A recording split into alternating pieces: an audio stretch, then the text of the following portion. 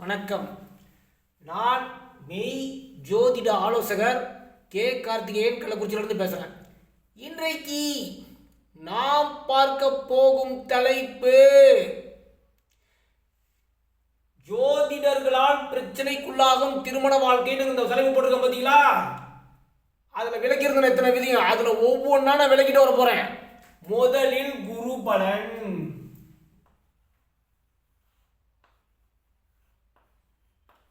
என்ன எதுக்கு ஏன் இந்த குரு பலன்கிறானுங்க? இப்போ ஒரு ஜாதகத்தை எடுப்போம்.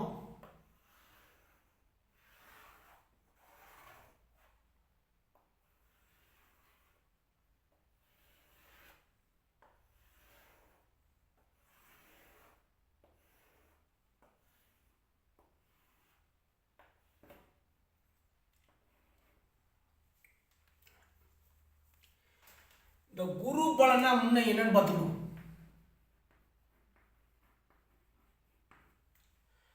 இப்போ இது மேசம்,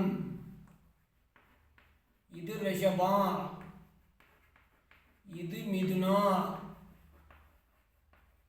இது கடகம், இது சிம்மம், இது கன்னி, இது துலாம், இது விருச்சகம், இது தனுசு, இது மகரம், இது கும்பம், இது மீனம். நல்லா கவனிங்க. கோச்சார குரு, நல்லா கவனிங்க. கோச்சார குரு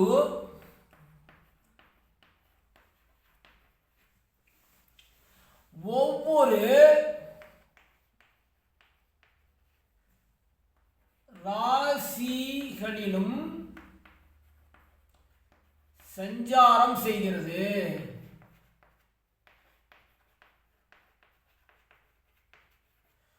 ஒரு வருடத்திற்கு முறை ஒவ்வொரு ராசியிலும் அதாவது செய்கிறது.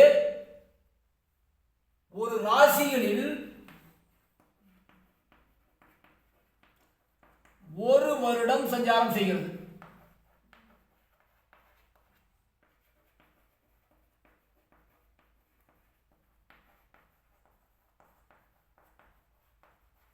இப்போ உதாரணத்துக்கு மேசத்துல குரு இருக்கிறான்னு வச்சுக்கீங்க. அப்போ குருவின் பார்வை சிம்மத்தில் 5, 7, 9, அதாவது மேச ராசிக்கும், நல்லா கவனிங்க, மேசம் என்பது 7ஆம் இடமாக கொண்ட துலா லக்னங்கிறது மேசம் 7ஆம் இடமாக கொண்ட மேச ராசிக்கும், அதாவது கும்ப லக்னத்துக்கு 7ஆம் இடமான சிம்மம் ராசிக்கும், அதே மேஷ லக்னத்துக்கு 7ஆம் இடமான துலா ராசிக்கும், இன்னும் சொல்ல போனால் மிதுன லக்னத்துக்கு 7ஆம் இடமான தனுசு ராசிக்கும், அதாவது மேச ராசிக்கும், சிம்ம ராசிக்கும், தனுசு ராசிக்கும், துலாம் ராசிக்கும், மிதுன ராசிக்கும், கும்ப ராசிக்கும் குரு பலன் வந்துவிட்டது என்று சொல்கிறார்கள். நல்லா கவனிங்க. இந்த குரு பார்த்தா திருமணம் ஆயிடும் என்பது சரியா? நல்லா கவனிங்க. இந்த குரு அதாவது மேசத்தில் இருந்தாலும் கோச்சார குரு சிம்மத்தை பார்த்தாலும் துலாத்தை பார்த்தாலும் தனுசை பார்த்தாலும் அந்த பார்வைப்பட்டாலும் திருமணம் ஆயிடுமா என்பது சரியா? நல்லா கவனிங்க. இந்த பார்வை குரு ராசிகளில் இந்த அதாவது 1, 5, 9 என்று சொல்லக்கூடிய அந்த பார்வை சிம்ம ராசியிலோ துலா ராசியிலோ தனுசு ராசியிலோ படும்போது இந்த ராசிக்காரர்களுக்கு திருமணம் நடந்து விடுமா? யோசிங்க. இப்போ காரணம் அந்த இது உண்மையா? குரு பலன் என்பது சொல்வது உண்மையா? அந்த குரு பலன் பார்த்தா திருமணமா? நல்லா கவனிங்க. இல்ல, ஒரு உதாரணத்துக்கு நம்ம போட போறோம். நல்லா கவனிங்க. ஒரு உதாரணம். இப்போ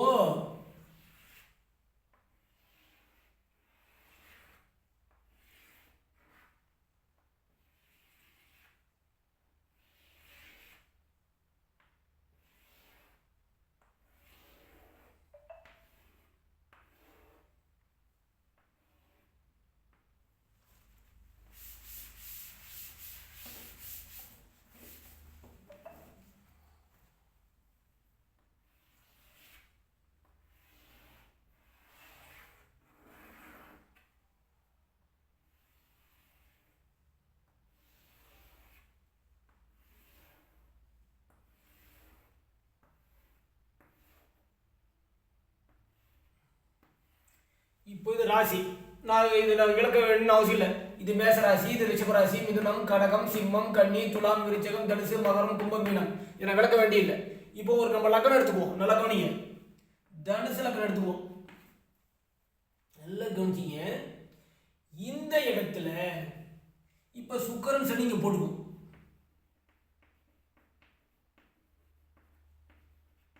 நல்லா கவனிங்க. சுக்கிரன் சனி இங்க போட்டுக்குவோம். இங்கே குரு போடுவோம். நல்லா கவனிச்சிங்க.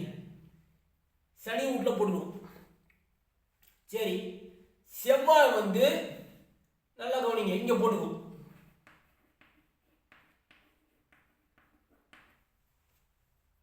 நல்லா கவனிங்க. இதுதான் இங்க பிரச்சனை. ஒரு உதாரணத்துக்கு தான்.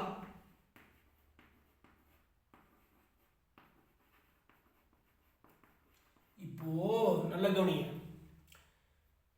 இந்த ஜாதகத்துல இப்போ கவனிங்க, கலஸ்தர ஸ்தானாதிபதி யாருங்க?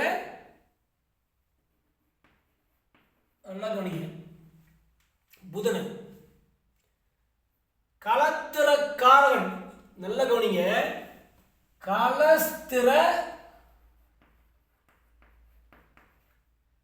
ஸ்தான அதிபதி, கலத்திர காரகன்.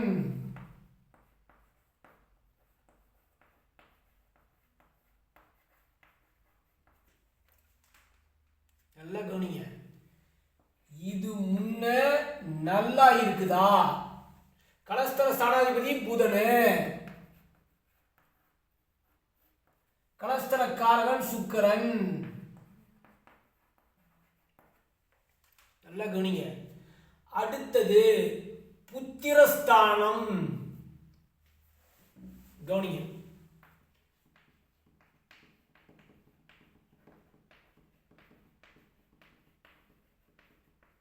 இந்த புத்திரஸ்தானம், இந்த 5ஆம் பாவம், வீரிய பாவம் என்று சொல்லக்கூடிய 3ஆம் பாவம். 3 தான் நினைத்ததை நிறைவேற்றிக் கொள்ளக்கூடிய பாவம் 11. தான் என்ன நினைக்கிறார்களோ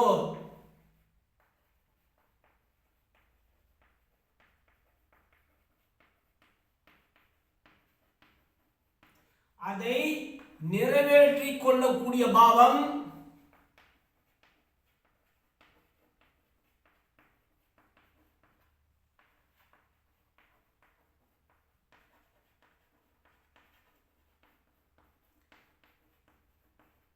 11.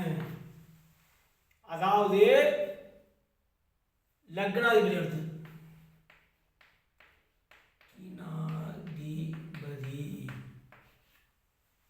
லக்னம். இந்த நீங்க சொல்றீங்களே, இது அனைத்தும் அது இல்லாமல் இந்த இது நல்லா இல்லைனாலும் 3வது நல்லா இருந்தால் திருமணம் உடனே நடந்துவிடும். இந்த குரு பலனால் திருமணம் நடக்குமா என்றால் அது பொய்.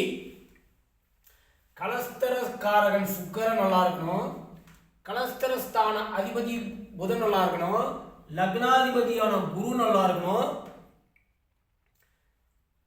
நல்லா கவனிங்க. 3 கூடையவன் நல்லா இருக்கணும், 5 கூடையவனும் நல்லா இருக்கணும்.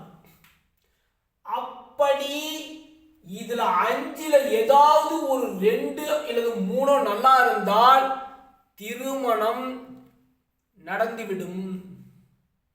இது 3ம் நல்லா இல்லை என்றால் எத்தனை குரு பெயர்ச்சி, எத்தனை சனி பெயர்ச்சி, எத்தனை சுக்கிர பெயர்ச்சி வந்தாலும் திருமணம் நன்றாக இருப்பதில்லை. இப்போ ஒரு உதாரணத்துக்கு இப்ப நம்ம பார்க்க போறோம்.